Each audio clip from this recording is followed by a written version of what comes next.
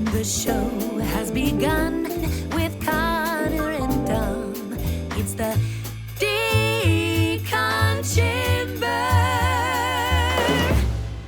Ladies and gentlemen, boys and girls, Trekkies and Trekkers, welcome back to another Watch Party episode of the Decon Chamber. I'm your co-host, Dominic Keating, joined as always by my bestie, Mr. Connor Trinneer.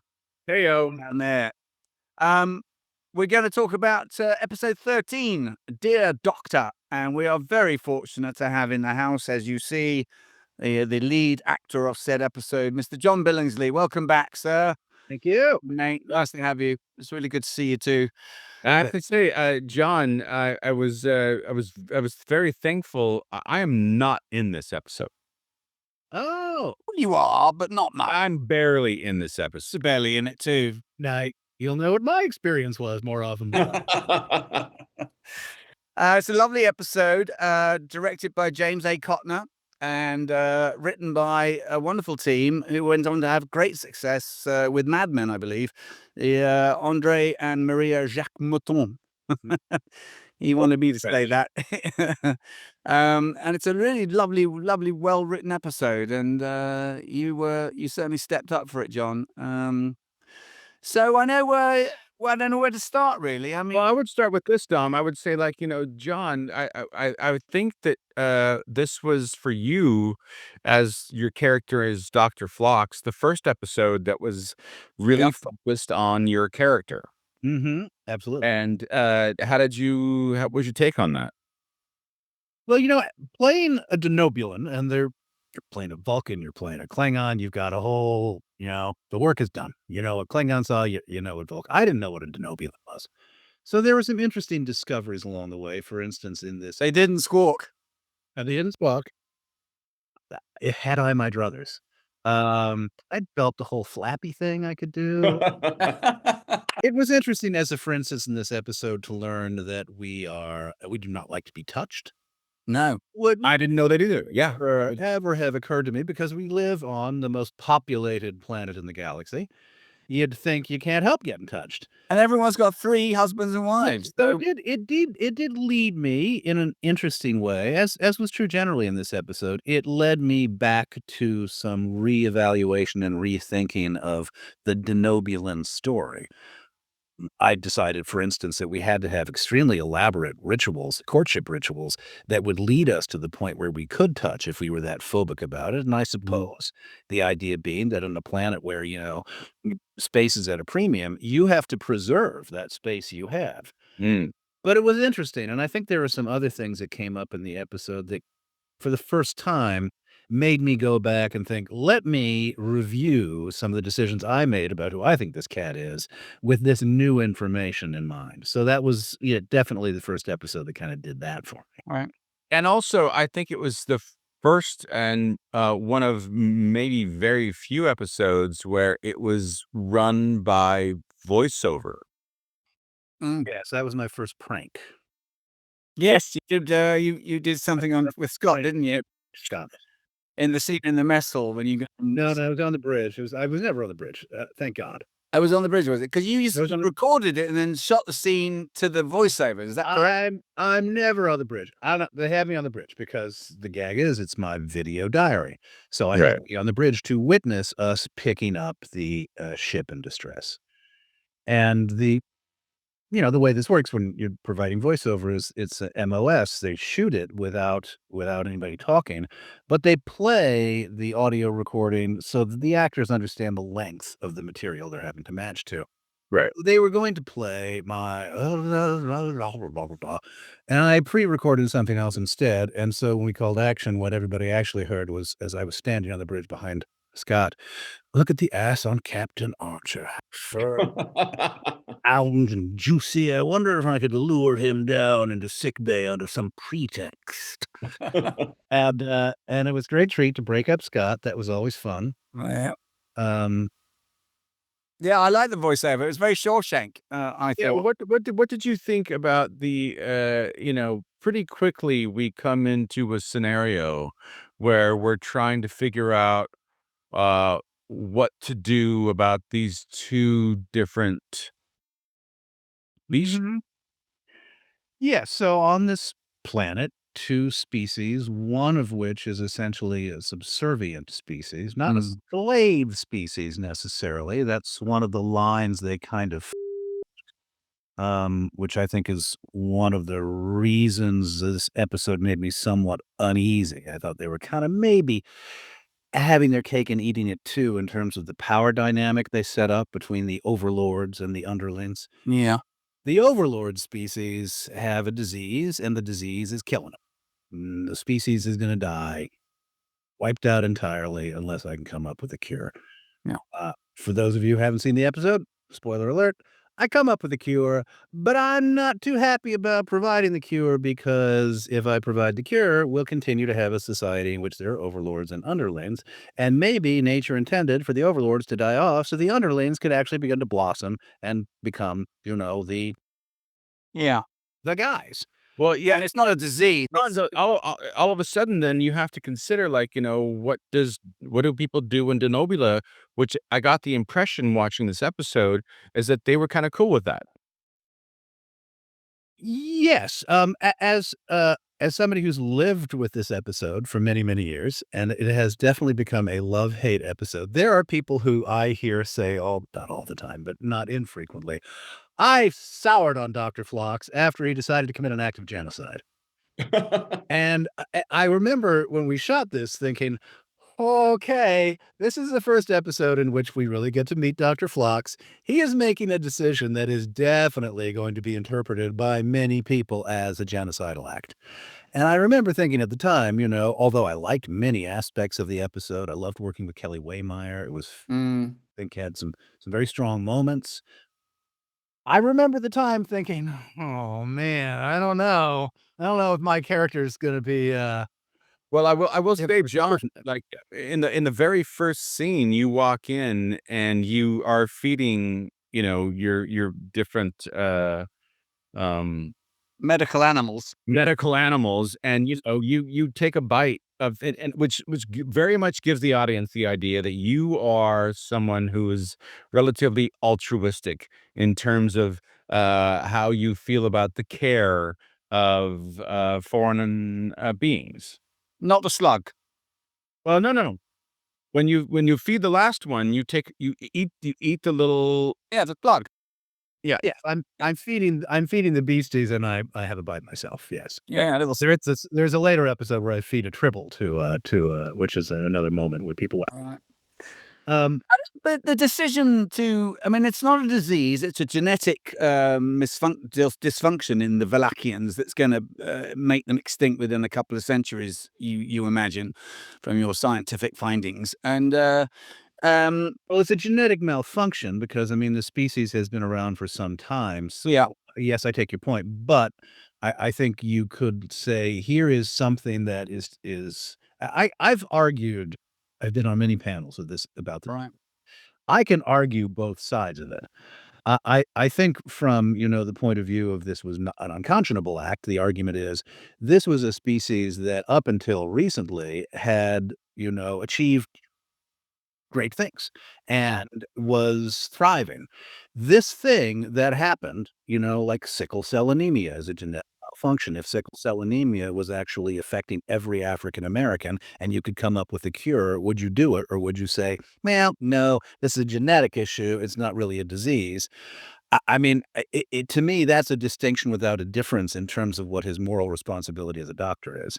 The question of whether or not he chooses or not to do it based on the repercussions to another species To the Manx, yeah. is the heart of the matter. That is, yeah. That's Did you have conversations about this? yeah, the thing is it was so early in our first season. And as you say, this is the first episode that I've actually really gotten a lot to do. And I didn't have any kind of relationship with Rick and Brandon. They'd cast me. They were nice. I'd liked them. I never had a meeting with them about Denobula. I never had any elaborate conversations with them about, here's how we see your character evolving, yada, yada, yada. There was a big part of me that thought, oh, great, first episode, I'm going to call and say, I have an objection to the moral decision. I Well, with it. but it was a real thing in this episode that could or maybe should have been dealt with. And I did you? They I mean, as written, they tried to provide, the counter argument, which to me rested in prime directive stuff and our right to make decisions, which I always thought was like, the problem with the whole prime directive argument is to be out there, you're interfering with other cultures. Your sheer existence is so the whole prime directive thing I always had objections to. It's like that's kind of specious. It's like here's where we arbitrarily decide to divide the decision between what we can and cannot do. It's like 10 guys could make that decision differently. To me, here's the analogy I would use.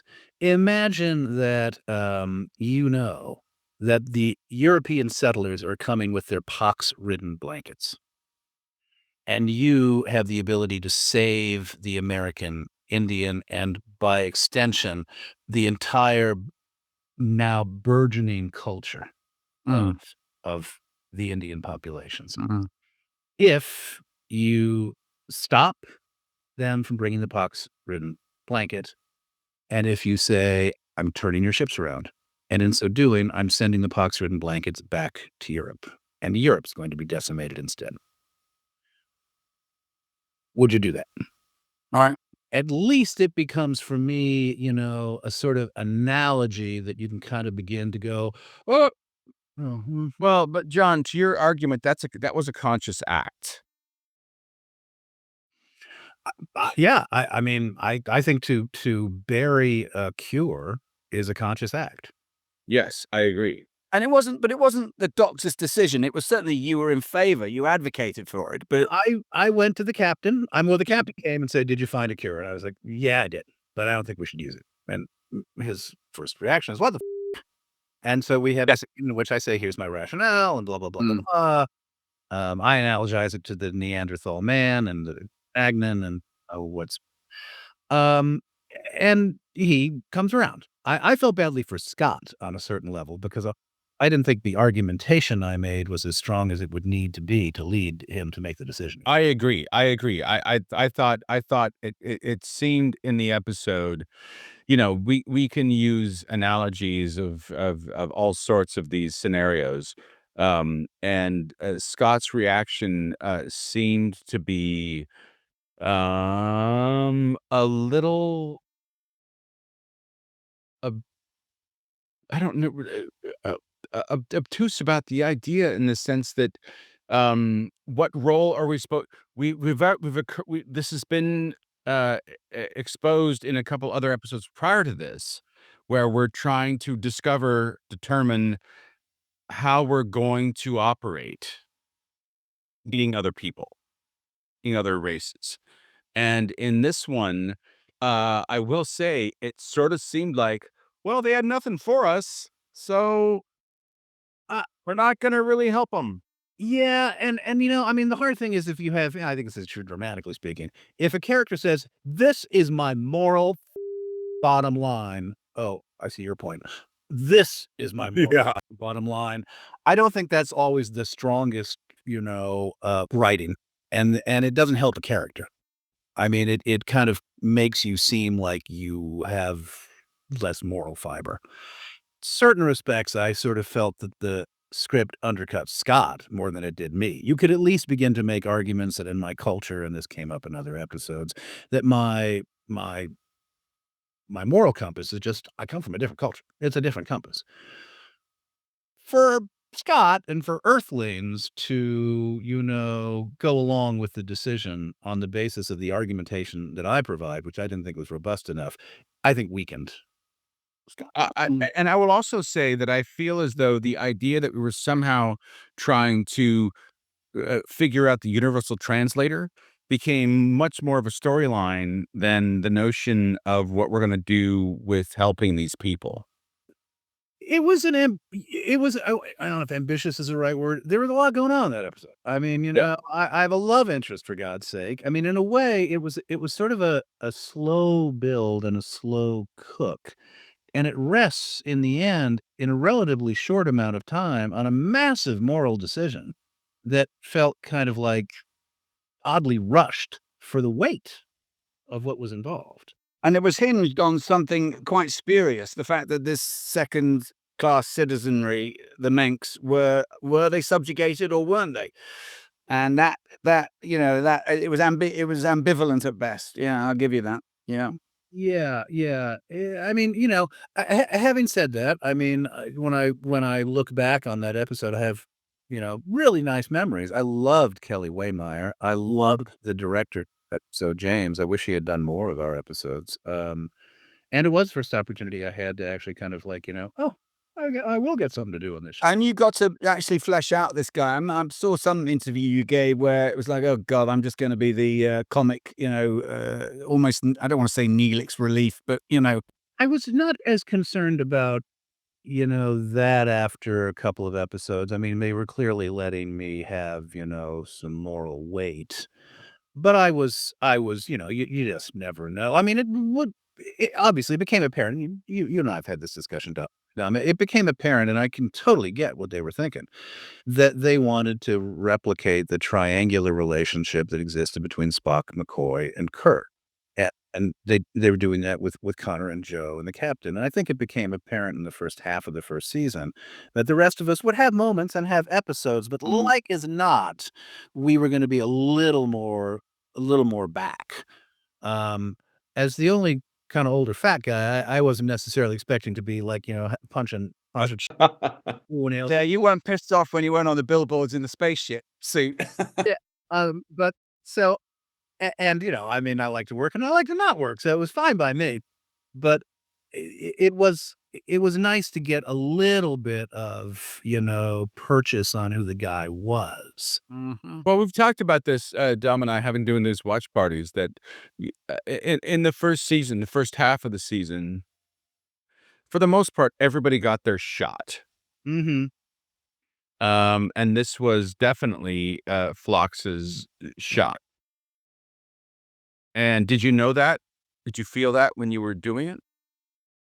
Well, And John, would you it's your only, did you put it's your only shot. I mean, that's did you? Yeah, but did you care?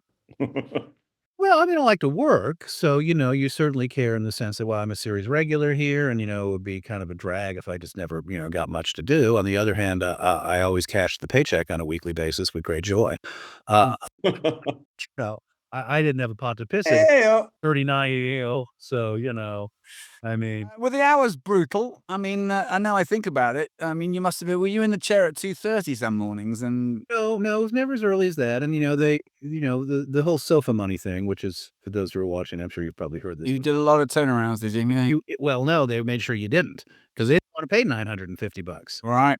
So, it seems like it would be brutal, but they jigger the day so that they weren't gonna have to pay you for a short turnaround. I think I had one in Is that right? 4 years. That's pretty impressive, given that you're in a lot of it. And yeah.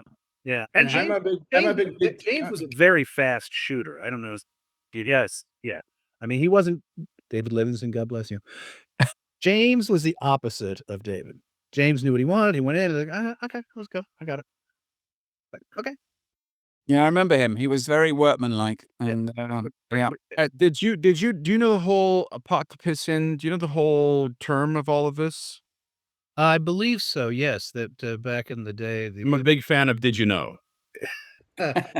Yes, you may have read it on Facebook recently because I saw it myself on Facebook. That as a measure of wealth, the idea that you could actually, I mean, I can't remember all the different gradations, but there was some, because piss was actually of value, that if you didn't have a pot to collect the piss in. Well, for tanning. Yeah, for tanning. Yeah.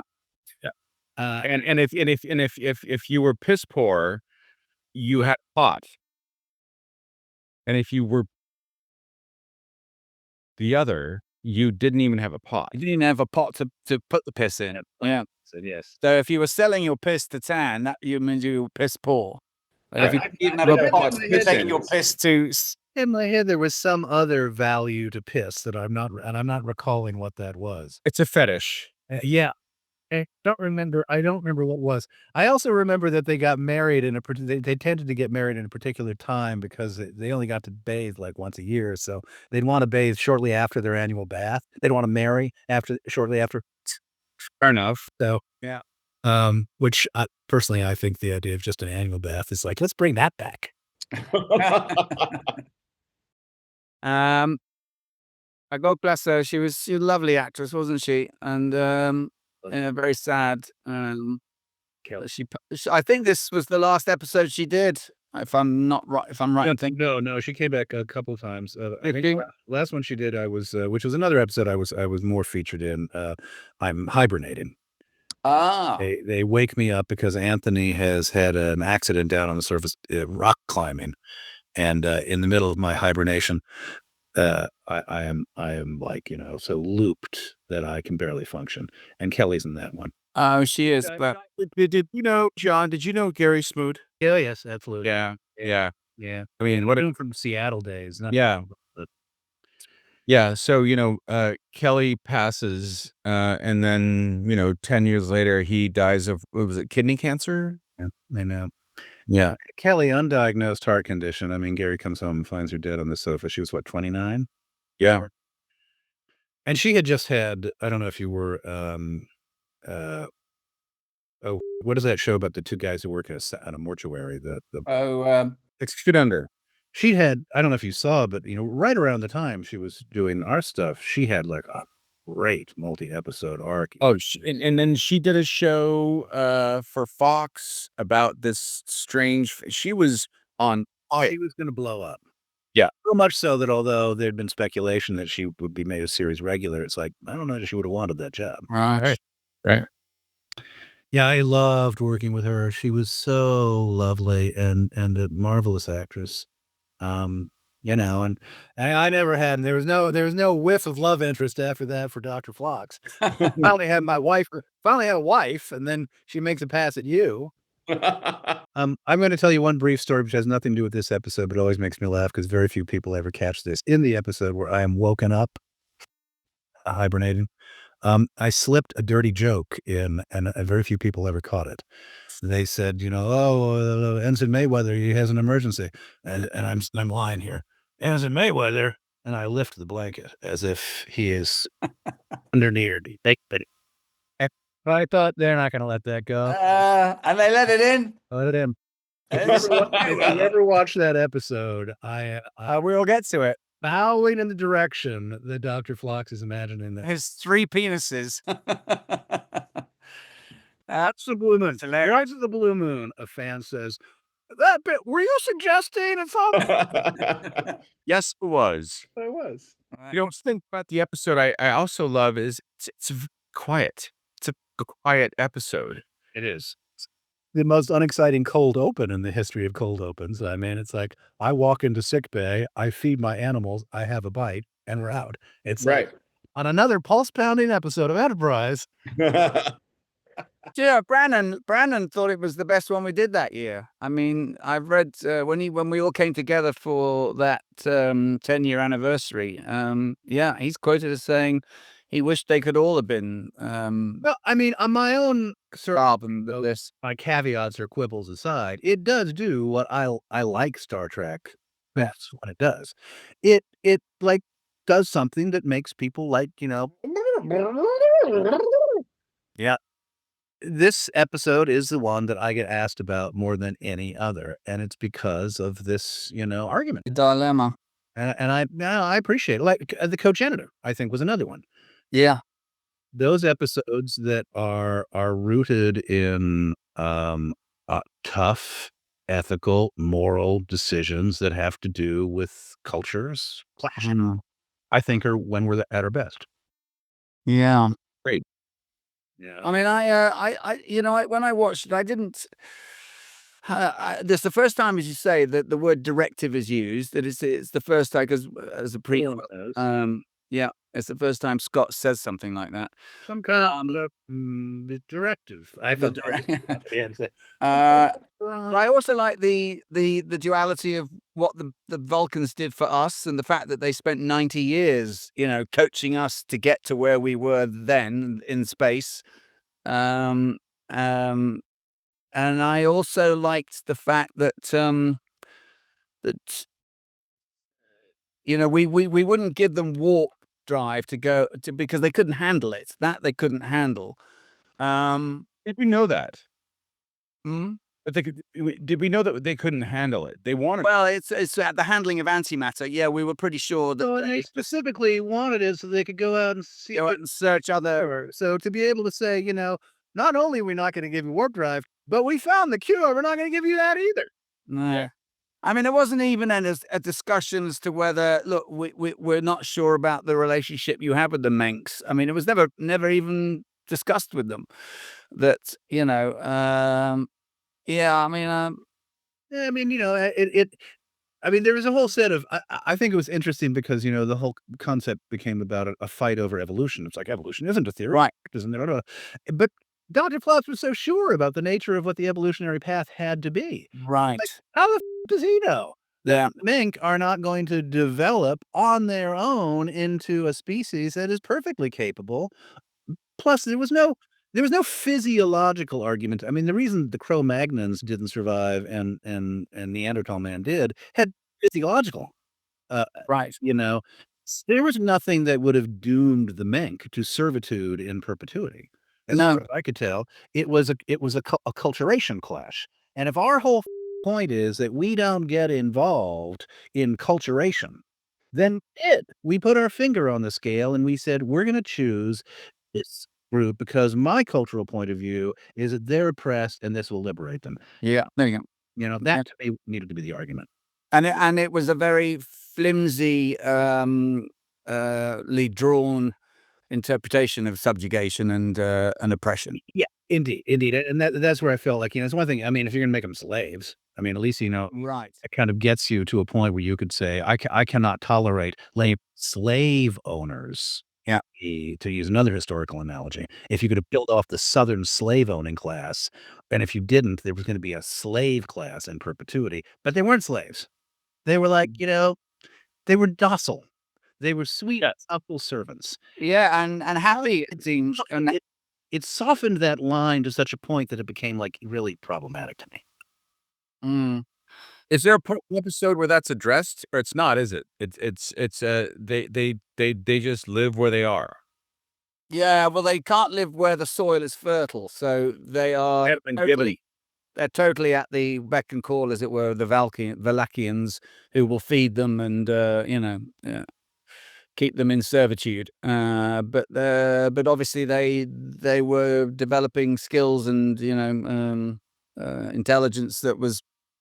Yeah, I mean, Flux's Flux's argument is I can see they have capacities, but I intuit that they will never be given enough of an opportunity to develop those Right. capacities. Which to me is sort of like, how do you know? How do you know? Right. Yeah. What about the sort of the sort of the beeline story I found with the film night stuff and what it is to be human and to be overly compassionate? How did you feel that sort of fitted in, was woven into this dilemma, this moral dilemma? Because I think that was part of it. I mean, I You know that Phlox didn't want to be touched before this. No, I know. I had no idea. No. It was when in the scene in the hallway where we're sort of I'm walking with Kelly Waymeyer. Kelly, although she was Marvel's actress, had never done a oneer before. Oh. So Really? it was like, Kelly, let's just practice the oneer because there's nothing worse than like you're halfway down the hallway and you're out and you all right. stop arbitrarily. So let's just practice the oneer a lot. And in the course of that scene, she kind of moves in and I go, that was the moment when it's like, I don't like to be touched. My species don't touch. I was like, what the Our wonderful executive producer, Mr. Dave Tabb, is in the house today. God bless him. Thank you, Dave. Thank you, Dave. Thank you very much. Thanks, pal. It's good to be here. Hey everyone, Connor here. We just want to take a moment to thank you so very much for tuning in and being a part of the Decon Chamber family. Your support keeps us going, and we couldn't do this without you. And if you love what we do and want to help us even more, please consider joining us on Patreon. You'll get exclusive perks, behind-the-scenes content, and even opportunities to chat with us directly. And don't forget to check out our awesome merch, because who doesn't want to rep their favorite podcast in style, baby? Every little bit helps, I promise you. And we're really very, very grateful for all of you who make this show possible. So thanks for being there. And please enjoy this episode of the Decon Chamber. No. When I got this gig, I thought, how do you justify we've never seen a Denobulan before? And I thought, all right, as a monastic species, there are only 9 of us left. I leave Denobula because I'm lonely. And then it turns out, as I've often said, we're the buddies of the universe. And I leave because there's no room.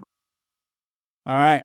So goes to show you, no matter how much homework you do, then the script arrives. Well, then also, what happens is that you're now having a pen pal conversation with a human Richard who's Friel. on Denobula. Yeah. Yes, Dr. Jeremy Lucas. Yeah. Mm.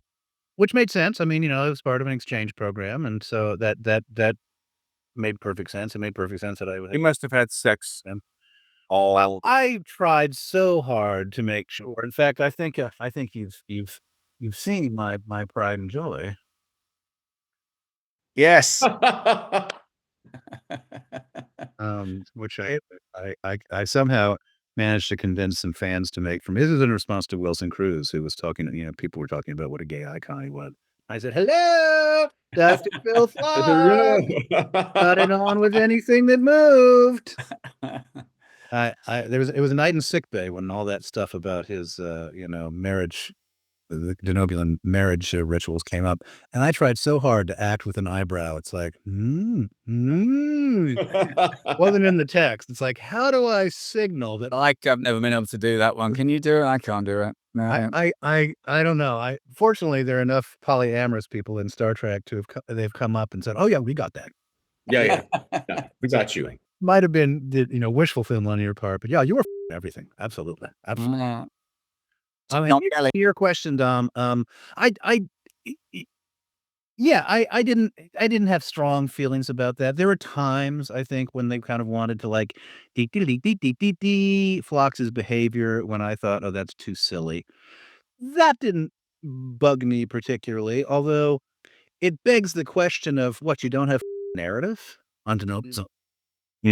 Because it's just the movie's narrative, and a narrative elicits feeling. So to me, that was one of those instances where I thought, I kind of question whether there's any advanced species or culture that has achieved a level of sophistication, and he clearly has the ability to make a joke with the joke, but a story. Right. So I don't buy the idea that somehow, how could they get involved in this movie and actually have an emotional? Right. I thought that was kind of like, no, that's you're making a point, but if you think about it, that's just not possible. Right. Yeah, indeed. And it's for whom the bell tolls too. What I liked as a flip side of that, I like the fact that early on he said, "I think those people might go copulate. Could I watch?" You think I watched? I like the fact that he would eat anything that wasn't nailed down. I liked anything that was about a reflection of a different set of manners and mores. But I do think it's important to draw a distinction between different or simply don't pretend that. And then he gets stuck into an ethical dilemma. Yes, and a huge ethical dilemma, and one that, in my opinion, was an interesting one to debate, an interesting one to consider, but that finally was not handled as well as I would have liked. I would agree. It would have been more dynamic to make, I don't know, any choice as opposed to what. Justify the argument has to be, I mean, that's always a thing to me. It's like if there's gonna be a show that revolves around a moral argument, have the moral argument, and it's got to be robust, and you've got to consider both sides. And Yeah. It's like you watch a good debate, like an American presidential debate. It isn't a debate. No. Debate is actually like no. That was missing in this episode. All right. Right, and I think that to Paul's character, Jolene's character to Paul would have had a fair amount to have to do with that she didn't. Really all we did was you fixed her tooth. Oh, did that happen in that episode? I did not watch this episode in advance of this, so I was drawing on my I was drawing on my memories. I didn't. You've got a good memory. I've got a pretty good memory because I've seen this one a few times. Right. But that was about it. That was about all that T'Pol carried on this, and she, interestingly, was relatively passive in terms of the determining factors Yeah. about what happened. Mm-hmm. If anything, she seemed a bit shady and duplicitous as to whether the Vulcans had met the Ferengi or I forget the other race that She said the Ferengi and the Valachians had met some other warp species, warp capable species. But I thought that I think that you're right, John. I think that there are moments that could have been that were missed. And while I still think it's a very good episode, I think that, if you're going to throw out a real uh, dynamic element about what we're talking about in regard to race, class, and all that, I think that her character could have been much more inclusive and including into what we're doing. Yeah. I mean, I understand the studio changed. They wanted the ending changed from whatever was written, and I don't know what that was. You have any idea what that was, John? No, they actually they came in and actually forced this issue that this was going to be the end. I'm surprised to hear that because one would have thought that if it was going to be a forced issue, it would have been forced in the other direction. If I'm a studio boss, I'm thinking, do we really want one of the lead characters, two of the lead characters, including the captain, to land on what could arguably be a pro-genocide position? I don't know about that. Right. So but Well, the idea of not playing God, but I agree that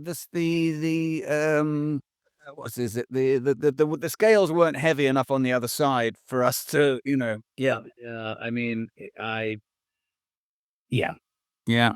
But that has always been my, as I said, I find the whole Prime Directive stuff to be sort of like, it's always self-serving. It's like however you want to move, you'll say, "Oh, the Prime Directive." Yeah. Otherwise, we are going to sort out your and move on. Yeah. You Nazi bastards. Yeah. Other than that, though, some lovely acting, man, and you were really nuanced, and you held the camera beautifully, mate. And really, I was moved. That scene you had with Linda when you're both at the messel speaking to Nobulin is really quite lovely and charming. It was lovely to get to. I mean, it was interesting because early on they had, developed this sort of which I appreciated because the risk, as you say, of being Neelix is that it's all just yuck yuck. Doctor wants to watch people have sex. Doctor eats other people's food. Doctor doesn't know what a movie is. But the actual notion, I felt a little badly for Linda that she was put in a position that here's this crew member who's like, "Ah, ah," and Yeah. the doctor is able to say, "Come here, come here." If they had not given me that, the second episode, I would have been a little more concerned. That told me and gave me a purchase in who this guy, could be. That, he's got an interesting sense of humor. He's got a very different worldview, but he can see somebody's struggles and he can psychologize them. As an actor, how does that, manifest itself? We're halfway into a first season. There's some very clear elements of Phlox, one not being squawking, but you were the doctor, and at what points up to this point in our travels, uh, had you found what you thought Phlox was? Yeah, I think so. I think I pretty much knew right away. I mean, the only thing, sometimes I think it's just sort of like, here's the emotional spectrum. And it's like, is it here? Is it here? When he gets big, is it big? I think, the pilot kind of, which I think is not unusual in our industry. The pilot, you're kind of going, you're either like, I'm afraid. All right. So you're closed in, or you're thinking, how far can I go? And you go back and you watch, you think, not that far. That was probably what I learned from the pilot. It's like, All right. okay, not far. Rein that in a little bit. But beyond that kind of like, just accordion the size down a little bit. Well, for instance, we're now given a circumstance where someone's touched Phlox, Yes. and that's a dynamic move. Yeah, and it's like, okay, I'm gonna have to let that one go because there's no way I can own that for the rest of the series. Right. Like, There's no reprise of it. I don't ever remember, no, and I let it go. I just thought I was like, okay, I will have to internalize this and say, in this moment, because this woman is clearly being romantic, it's that I thought, okay, put it into a purely romantic and sexual context. It's not that you can't bump elbows on a Nubian subway. It's that if you're going out with somebody, any overture that is physical has to go through a much more elaborate courtship. Right. Yeah. And think of it that way. Yeah. Did it ever appear again? Never appeared. no, I don't think. Never appeared again. I never played it. I didn't. I was like, I'm not gonna let that come in because it's like every scene I'm gonna have to be going, but you know, don't touch me, don't touch me. Don't touch me, don't touch me. No, there's no way. And you can't. And there are things like there was reference once to in an episode where I'm supposed to be dealing with a guy who's my race's mortal enemy, representative of my race's mortal enemy. And it's referenced that we have fought wars, in our history, and that once upon a time, I was a medic in the Denobulan infantry. I remember that, yes. Yeah, and my wife and I both, Buddy and I both, when we saw that, it's like, the Denobulan infantry? I think it feels a little bit like, I don't know that they had one of those. And then I'm gonna get in my Denobulan Corvette and go to the 7-Eleven and buy a Denobulan Slurpee. It's like, every now and again, I'd feel like, generally speaking, I thought they were pretty great at kind of giving, me uh, enough purchase to feel like I can be an alien. One sort of big move. Were there any points, John? I mean, I know in my character, I think probably you as well, Dom, that there were some points in the course of our series where I did make a call and said, if you want this, it's this. I don't think you want that, so let's not do that. Was there anything about Dr. Phlox that you were committed to having a call about? No, I never. I mean, that's the only one that comes up as just a piece of writing that I thought was like, oh, but that wasn't it didn't impose a behavior on me. I see. I would have felt like in that episode, generally, it was a little bit of a reach, and they rooted it in the fact that, it was tricky sometimes to kind of feel like, you've gone to great lengths to give him this extreme a level of moral complexity, which I really appreciate. And then to kind of pull that rug out and have him be almost sort of a reflexive and strident bigot. Right. There was it in that episode for me, and they justify it in the writing, and it's like, okay, I get you. I mean, that's the point, is no matter how cultured and sophisticated and intelligent we can be, there is still a strain of nativism in us, and a strain of reflexive bigotry and exists in all of us. And I understood they wanted to make my character a repository of that to a certain extent, because I'm the last person in the world you think it's going to exist in. Right, yeah. But as an actor, there's a little part of you that goes, all right, Am I going to sell this? I understand for dramaturgical reasons why you feel like this would be kind of an interesting wrinkle, but I've been living in the guy's skin, and I don't buy this. But that's having to call in and say I disagree with the premise of the episode, and Right. Yeah, and then they spent a long time writing this, and I did notice also the lighting that Billy Peets had given you when you deliver your verdict to the captain. Did you happen? I don't know if you have to go back and look at it, but you're sort of half in shadow. I mean, you're like the spectre coming in to deliver the hatchet news. Billy hated my guts. He never. I know, and sometimes He did actually. He told me so much. Yeah. But it was actually a very effective lighting and rather dramatic and a little, yeah. Interesting. I wanted to ask you a bit, John, about your makeup. I know that everybody who's had some sort of a face piece over the course of their experience has been minimized. Like Michael Dorn, by the time he was done, had like, a dot here and a dot here, and he could pull it off. From the beginning to the end, what was your makeup experience like?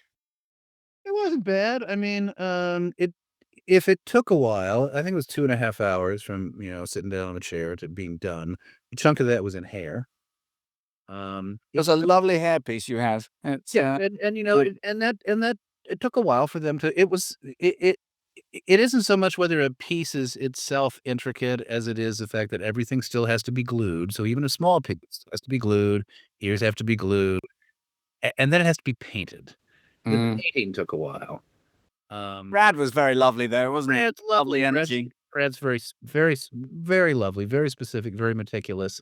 Fortunately, we were well met in that I would be first thing in the morning. Brad was quiet. I brought the New York Times. He put on classical music. It was actually very restful Very nice. up until Anthony Montgomery arrived. Funny thing, I turned the TV on today just before to watch this episode, and what's on but Leprechaun in the Hood. No shit.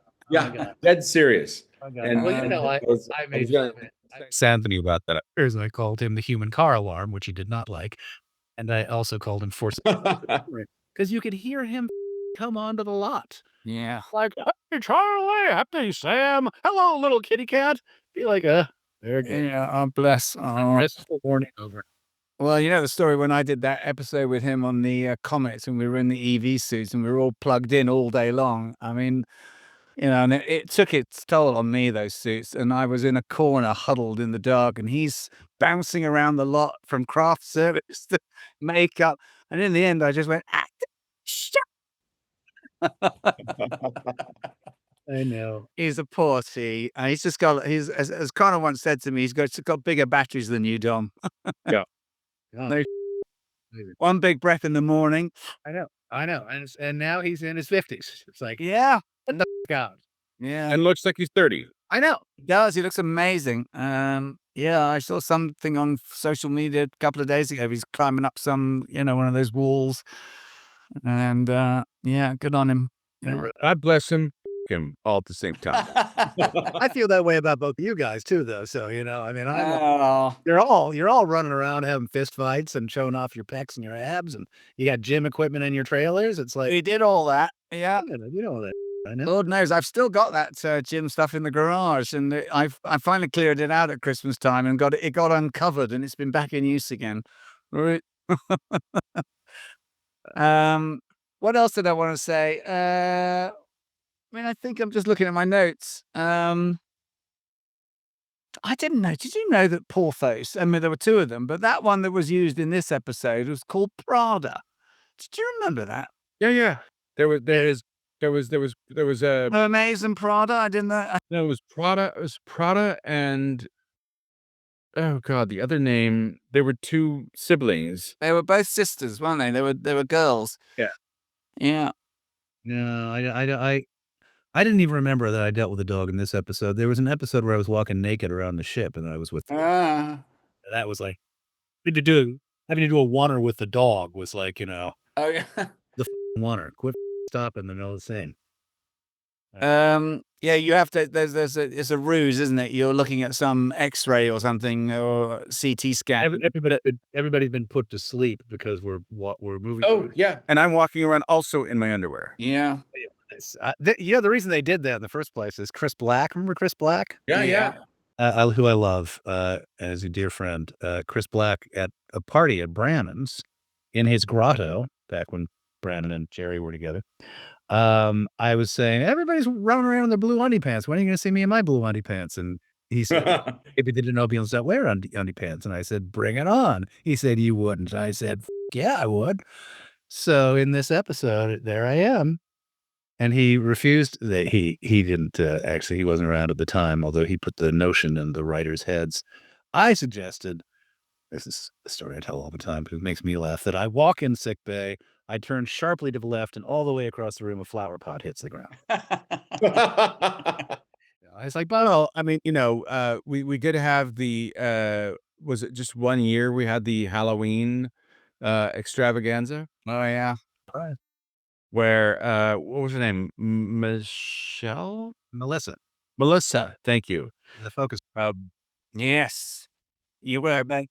BITCH. I won't say it. You can say it on your own. Melissa's the focus puller. I left for work that day. It was like, oh, they're gonna be a costume contest today. I hate dressing up. Oh well. I show up. Melissa, whose last name is escaping me, she was the focus puller, and she and Billy were going to be a dominatrix. Dominatrix and sub. He chickened out. So it was at rugby. She was there, and she was like, she was looking for a submissive, and I said, well, I'll be your submissive. I asked wardrobe to raid the closet and get me everything, and she put me on a dog leash and paraded me across the stage, and I sat in the captain's chair. She whipped me with a cat of nine tails, and I came home that day. Bonnie, I won first prize costume contest. That was the first year, because my prize was a framed poster of Enterprise. And you can tell it was from early days because Connor was all the way in the background and I was all the way in the foreground. It was like, well, this is a poster before they realized what they had. Rip. Bless. I also want to mention, circling back to the episode itself. And hopefully we can get this person on. The music in this quiet episode, it's extraordinary. We really had kind of had, prior to this episode, everything was sort of like smash bang boom, and that was our episode and how we finished out the smash bang boom. This one was so quiet, so character driven, and you had such lovely scenes with Linda, Kelly. the captain, and they were, this was, to me, as I watch it, actors acting. Well, the actor in me appreciated it. There's no doubt. I mean, I definitely remember thinking, oh, it's so much fun to go to work. And I like to work. And I hadn't really felt like I'd had, that much opportunity, like, isolated scenes. It was great. It was great. We felt this. We talked about this once. It's you get into this business because you like to work. And to be able to go to the set every day with interesting stuff to do is sort of why you want to do it. Yes. It was. It was a great episode for me to feel like, oh, yeah, I really like this. Then you're kind of back to not having so much to do. 6 episodes. It's purely the moralist in me that objected to the to aspects of the story, and to a certain extent, my own storytelling aesthetic was Right. low. But for the most part, as an actor, and as you say, the writing that allowed for it to be as graceful, Yeah. was lovely, and I did appreciate that. Well, it's lovely seeing you again, John, and thanks for spending time with us. I also want to add, John has, and his wife Bonnie have done extraordinary work with the Hollywood Food Coalition, and we will put this up for anybody watching. We've all been a part of it, and I'm blessed to know you as a person, an actor, and a friend, but also someone who cares and considers about the lesser of us, and how to make their lives better, and the whole Food Coalition. I'll trumpet Hofoco because this is a really big year for us. One, we did do Trek Tots on April 5, and we made about $80,000, which, given what's going on in the economy these days, it's like, okay, better than I thought. We also this year have moved into a new exchange space. The exchange is where all the food we rescue from around the city lands. We've been doing around 2.5 to 3 million pounds of food a year. We moved into a much bigger space, and we're sharing it with 3 other local community groups that also do food aspects of food rescue, including a great community farm, and and another organization that does something similar to what we do, and an organization that is specifically working with the Asian island population to find ways to get a population that tends not to want to ask for help access to food. So it's so much what I love about this organization and I've been fighting for years. The idea that coalition building, which is Star Trek, is at the heart of the work, and finding out ways to lift each other up as groups and as individuals is sort of at the essence of what we do. Are you still doing the brown bags? Yes, Bonnie is stepping down. My wife, Benita Friederisi, has been leading that, what we call volunteer-led initiative for 5 years. It is now going to be formally adopted by our organization as a staffed and funded program. She steps down at the end of May. God bless. Well, she's been tireless in her, Yeah, about 850,000 lunch bags later. We started in 2020 when COVID hit, and those lunch bags, which are multi-element, really nice lunch bags that community members make from all over the city, go out to anywhere between 10 and 25 groups, fanning out all over the city, largely going to homeless encampments. And anyone who's local, watching this, if you're interested, you can sign up with the Hollywood Food Coalition and make, you can make 30, 50, 100 brown bag lunches and send them out. And you can volunteer at our exchange if you want to help the 2.5, 3 million pounds of food a year as it comes in. We sort, we cull, we process, and we ship out to various groups to augment and buttress their meal programs. We serve a hot multi-course meal 7 nights a week to all comers. You can come and make. I started making a fruit salad 8 years ago, and then I became the board president, which only in America. Oh, nuts. How that started? You started helping making a fruit salad. I didn't know that. After Trump won the first time, I wanted to kind of put acting on the back burner and figure out things to do that would be much more about community involvement. And among other things, we started doing this volunteering in the soup kitchen, washing dishes, making fruit salads. And I got to know them. It was like, how's your board going? Because it seems, I'm just curious, because it feels like there may be some like disconnect because nobody seems to know who you are or what you do or what are your goals. Do you have a budget? It was like, they were great. They've been around for ages, but they didn't have any money and they didn't have any kind of like growth plan. They hadn't, didn't have a strategic plan. And Right. I was like, can I join your board? I have some ideas. I have some thoughts. Is that how that happened? I didn't know, John. That's amazing. It is truly. Yeah. How was it being? I mean, how was it around at that time? I mean, was it by the skin of its teeth? By the skin of its teeth, and all volunteers. We had 2 part-time paid drivers and a part-time cook who had formerly been a homeless person, and the woman who was the chief cook and bottle washer, Sherry Banana, and for whom my admiration is boundless because she did everything for 20 years, everything. Nice. Sorting the bananas, cooking the food, but consequently, she didn't have time to think about how do you go out and make money and how do you, Right. Right. the marketing plan. I just fell in love with its. There's something so marvelous about a whole bunch of volunteers getting together and also breaking down this artificial barrier that exists. It says, them, they, the other, ick, yuck. Right. To meet a lot of people who but for the grace of God, go. Yeah.